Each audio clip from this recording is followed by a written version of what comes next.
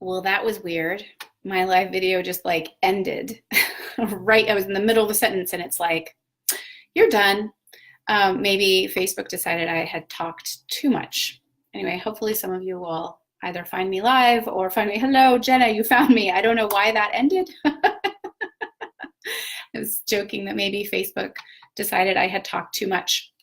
But I was talking about, right, like the sacred coal of our own light and life and heat, and what again we could call turn on, like in the broadest sense, to be alive to life, to be turned on to life, to feel ecstatic. And I believe that turned onness, that ecstaticness, it includes all of us. It like all the parts. It includes every part. And really, ultimately, that is something that we are responsible for. We cannot abdicate that. We can't farm that out to other people. We can ask for help, and we can let people know, like, would you please hold this and tend this for me for a time. This would help me to tend it. Can you help me in this way? But there is a way that it becomes a self-responsibility.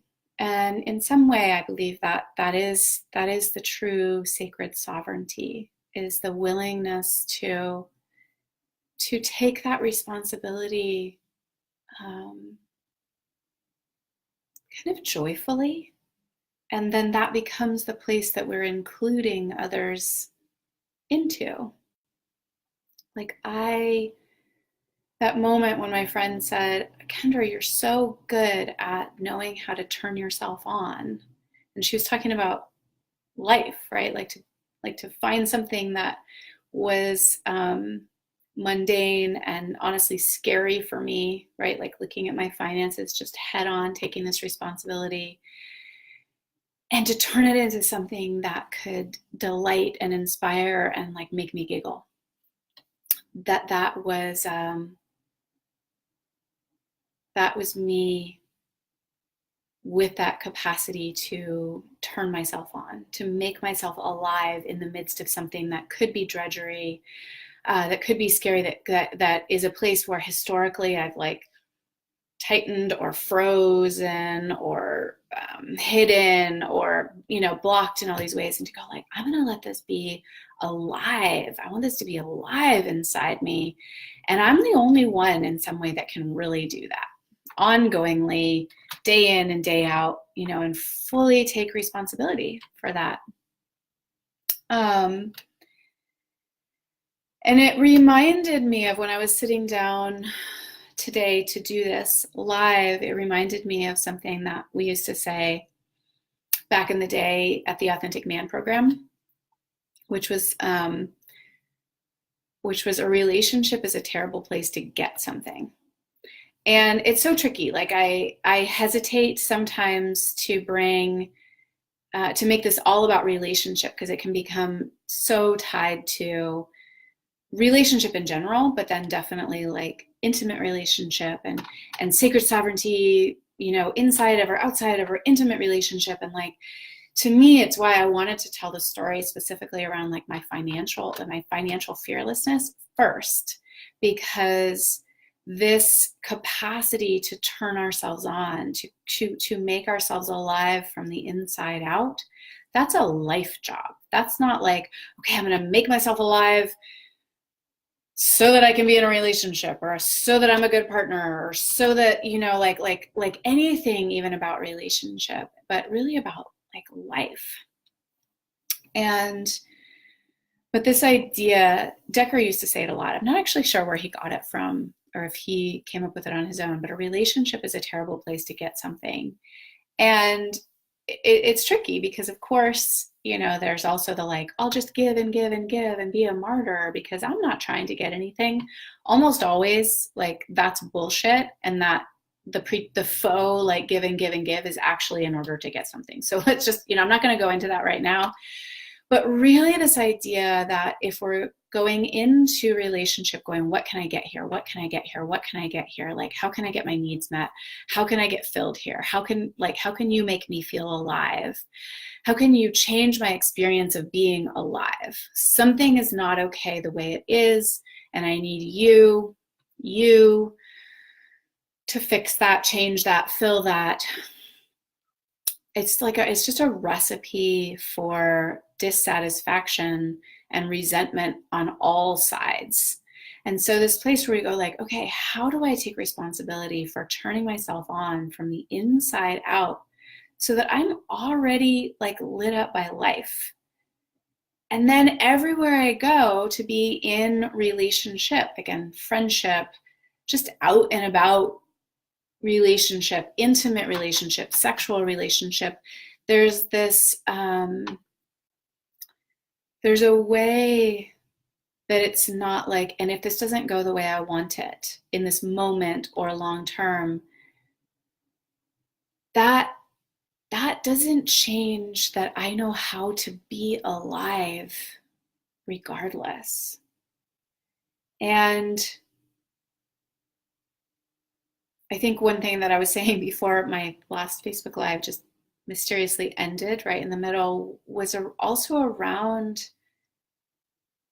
for me, like sadness and grief and anger are also alive and ecstatic experiences.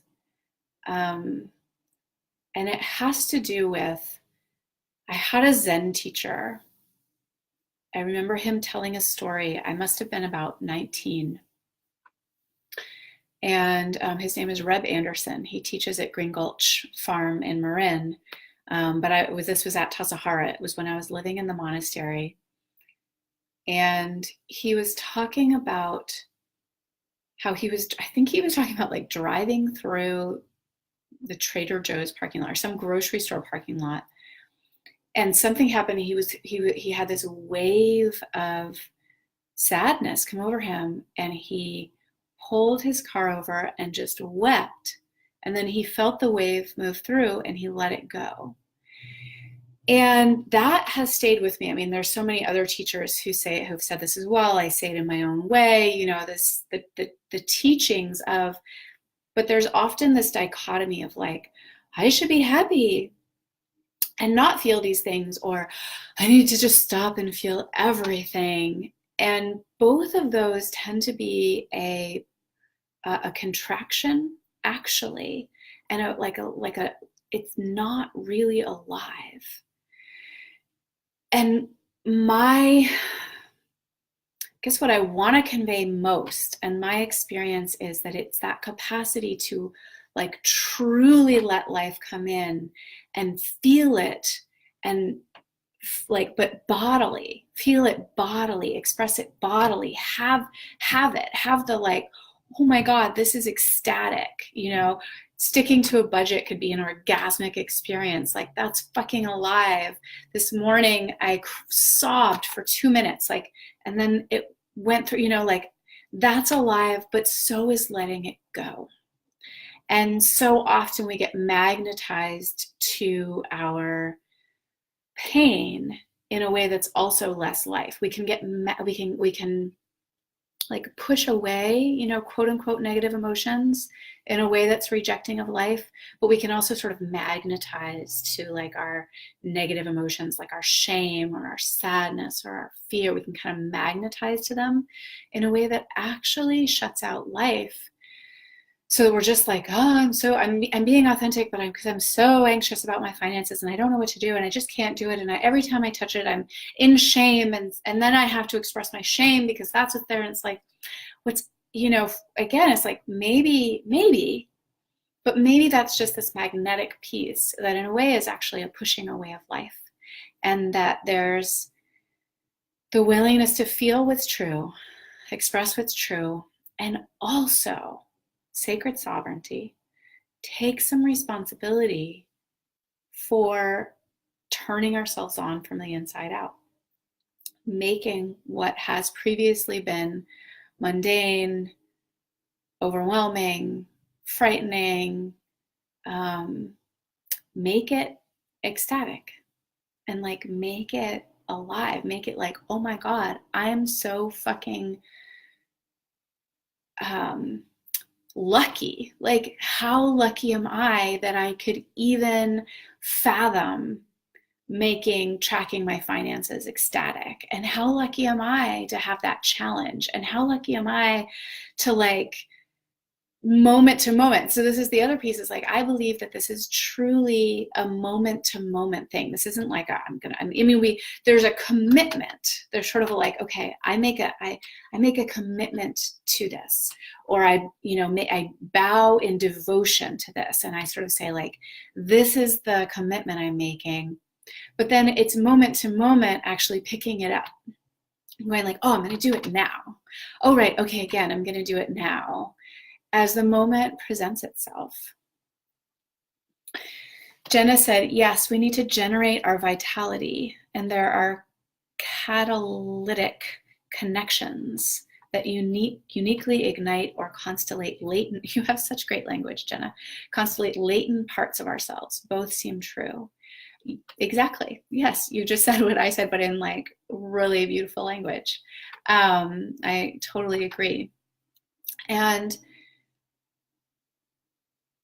I believe that is exactly, it's like this, I want to call it a beautiful dance, because I think when we call it like this, tightrope act, it sort of becomes more scary, or we say like it's an incredible balancing act. Then there's this idea that it needs to be balanced one way or the other. And I just think there's more flow to it, more movement. So it's like this dance between, in yoga, they might talk about it between kind of like our tamasic nature, the like, I think I would like to just stay the way I am forever. And then we'll call it, that's just who I am. And that's kind of like the tamasic. It's the earth, again, it's that we need the earthly quality. The earth, I don't mean earthly and like heavenly, I just mean like the earth qualities. But they can take over, right? We can kind of like have too much of that in a moment, or they're like, I'm just gonna be happy and I only see what I'm grateful for, and I never feel any bad things because I only see like how everything is for a reason. And it's sort of like, oh, there's both. There's really both. And that it does take a certain generation, like you were saying, Jenna, like no, I choose to generate this. But again, it's the reason I call it sacred sovereignty is it's an internal generation that's not necessarily in order to please someone or in order to look good or because the culture says we should. It's like, why would I not turn tracking my finances into an ecstatic experience for me? Why would I not do that? It's like, why would I keep it funky and, boring and scary? Joseph said, totally agree with this.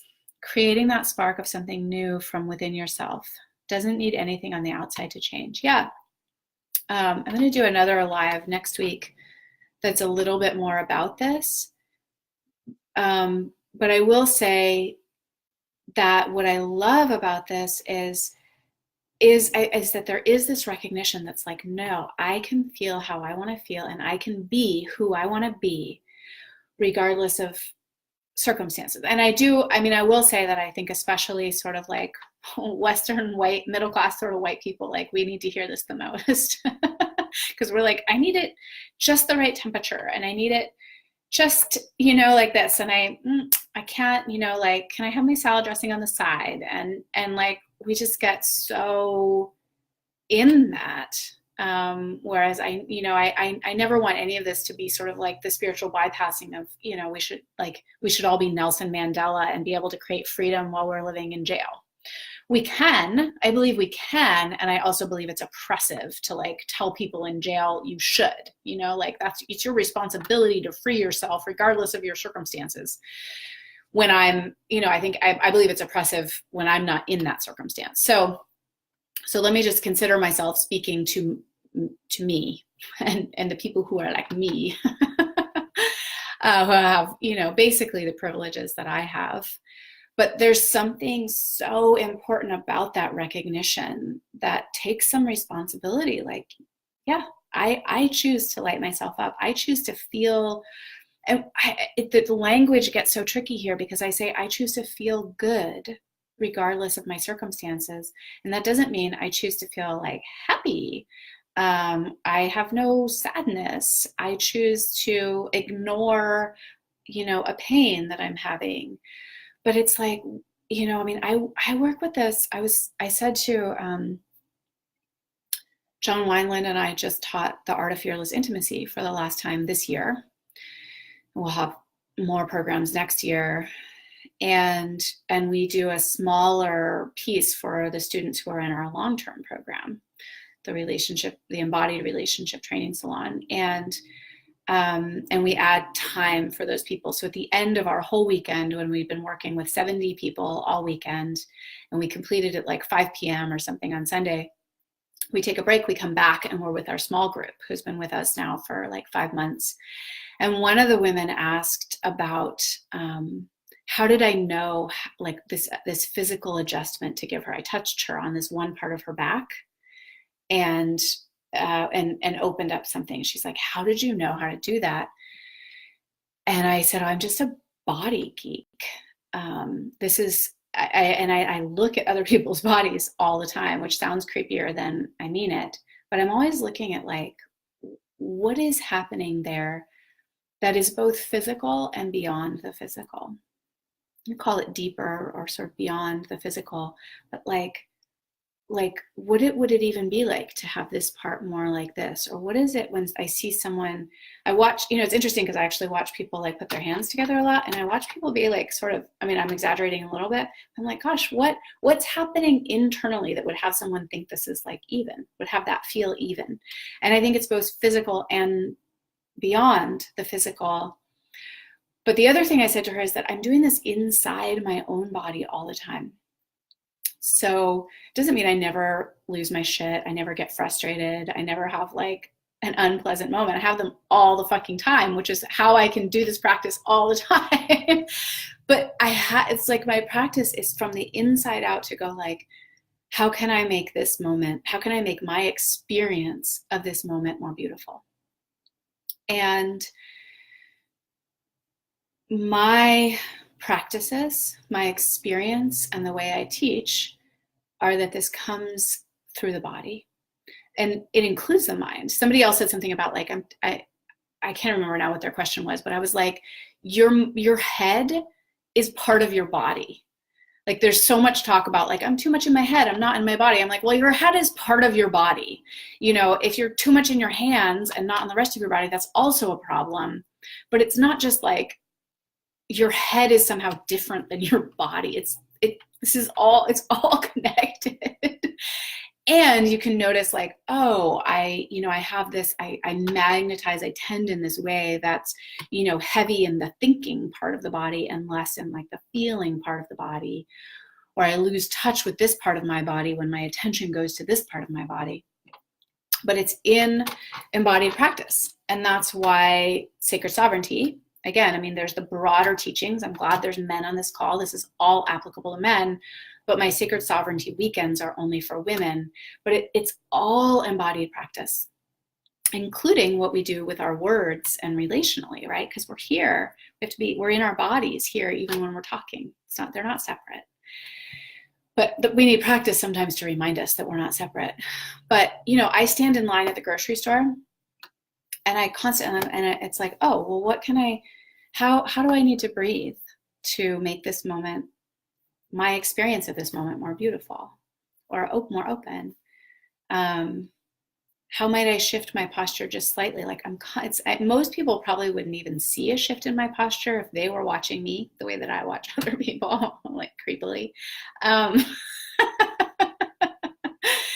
Most people probably wouldn't even see an adjustment. Like I've done just enough yoga in my life. I think I sort of look like I have good posture all the time, but I'll notice like, oh, I'm slightly more on one foot than the other, or I have this tendency to tilt my pelvis sort of down and back in a way that sways my low back just a little bit.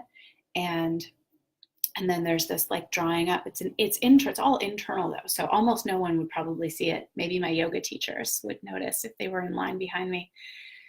But there's this regular, and so for me, and it has to do with, where does my attention need to be? So that relates back again, right? Sacred sovereignty and this idea of turning ourselves on from the inside. Where does my attention need to be for me to feel more alive right now? And that, again, going back to, your comment, Jenna, and also yours, Joseph, but this idea is like, so this morning, for me to feel more alive, my attention needed to go fully to letting myself just sob for 2 minutes. I have this new song that I'm really in love with, and it makes me cry.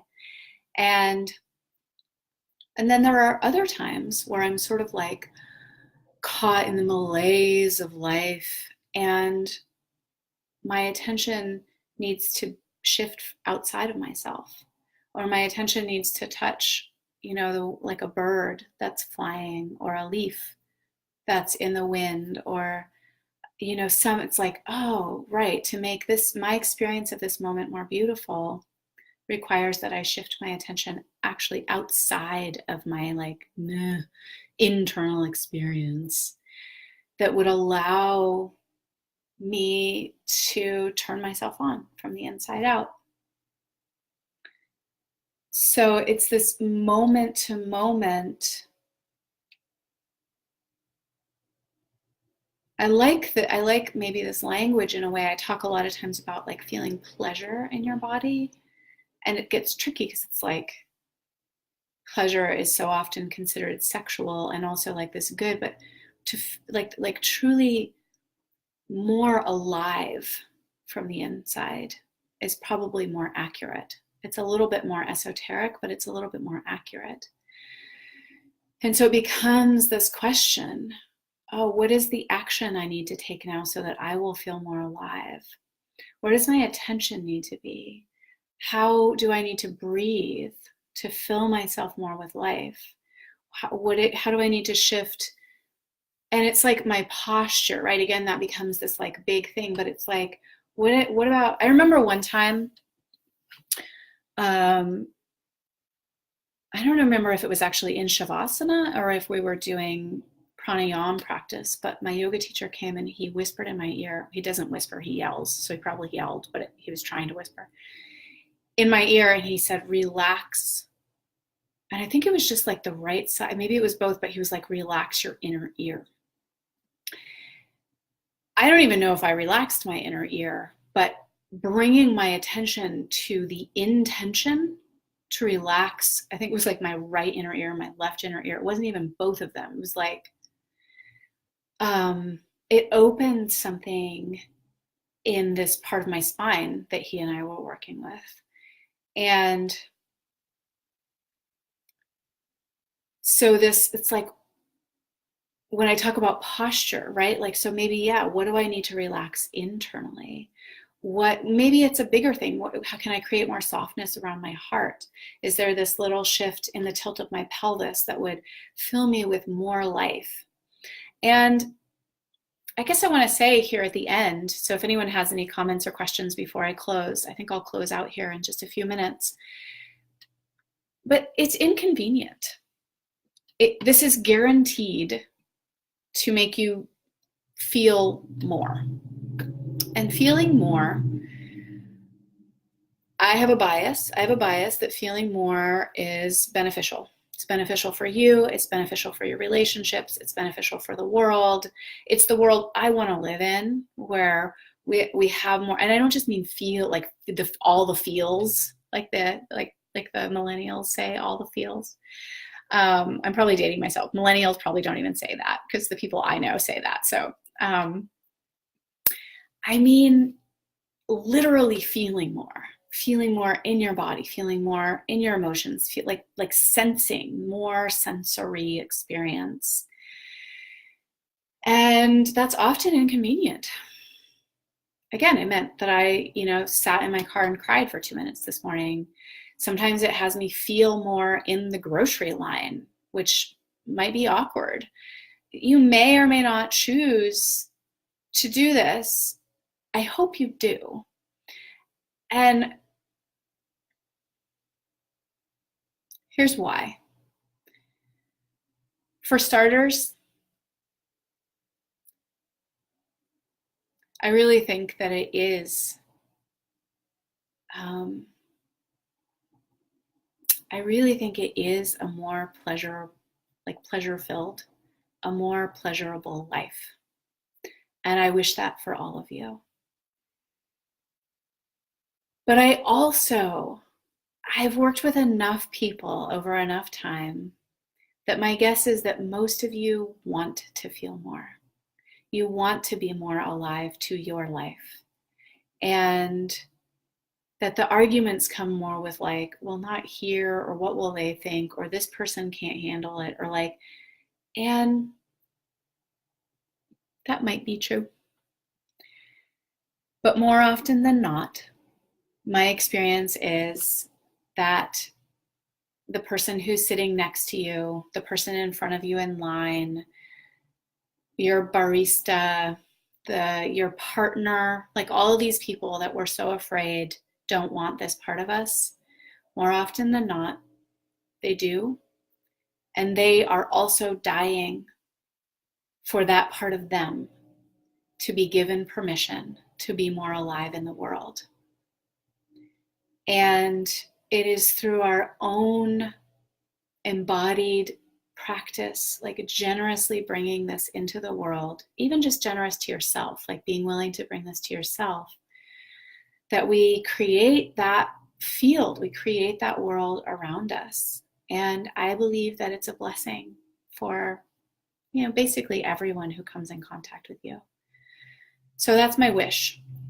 Rather than sort of, telling people that they have permission or inviting that part. You can do that also, but more, it truly comes from the willingness to show up and reveal and express and walk through the world, embodying that within yourself. Embodying, truly your own joy, your own pleasure, your own aliveness, and discovering what it takes for you in each moment to bring yourself more alive. What do I need in order to become more alive? And then the vulnerability to be it, to bring it, to ask for it, to invite it in all its forms. And again, on the inconvenient front, I will say that it requires feeling like being in your body and feeling your body, and I do believe that that can be scary for many people, that for one reason or another, many people have decided, consciously or unconsciously, but decided that their bodies are not a safe place to be. And this is probably one of the great heartbreaks of my life, is seeing that over and over again. And it's really, again, it's my wish and it's my hope, like part of why I do what I do is my hope to create more of the feeling that it is safe, or that it can be safe to truly live in your own body. And I hope, I hope with everything that I do that. But again, I'll just say that those sacred sovereignty weekends are very much like, that's my intention. It's not like everyone should feel safe, like they never, come up against something that's uncomfortable. I think I make people uncomfortable a lot, actually. It's one of my superpowers. But my hope is that I create a space in which it's safe to feel uncomfortable, and to actually have that experience of being like, oh, it might be safe to be in my own body. So thank you for those of you who joined me on this somewhat rambling, jumping from one live to another sort of weave of sacred sovereignty and turning yourself on from the inside out, for women or those who love them. I am having a Sacred Sovereignty weekend in February. I will post the link in the comments. And right now there's an early bird price, which is, I gotta say, it's a steal. So it's a good time to register now. I believe we still have about 10 spaces open for the February weekend. It's in Berkeley, California. And again, if you're a woman, any of this resonated for you, check it out. Maybe join us. I would love that, to come into that space. And if you're a man who has women in your life that you love, consider passing this on, consider inviting them. One of the things that for me is very important about the Sacred Sovereignty weekends, actually, because I teach the Art of Fearless Intimacy weekends, which are incredibly powerful, and I'll be sharing more about those in the future. And those are really between men and women, intimate relationship between men and women. And I believe that it is imperative that we have space as women to practice these pieces in realms that have nothing to do with men. And I hope this comes across the way I mean it, because I don't mean it as any kind of dissing of men, or that men aren't essential, incredibly important, and that I don't absolutely love and adore you, because I do so much.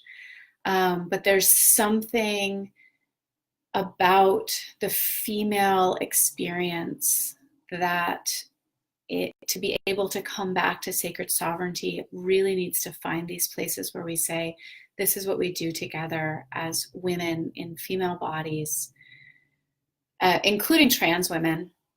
I guess I would just say, identify as women, but this lived experience of being women that doesn't have to do with how we're relating to men, but coming and doing these practices together. So there you have it. Much love, and I hope you have wonderful days.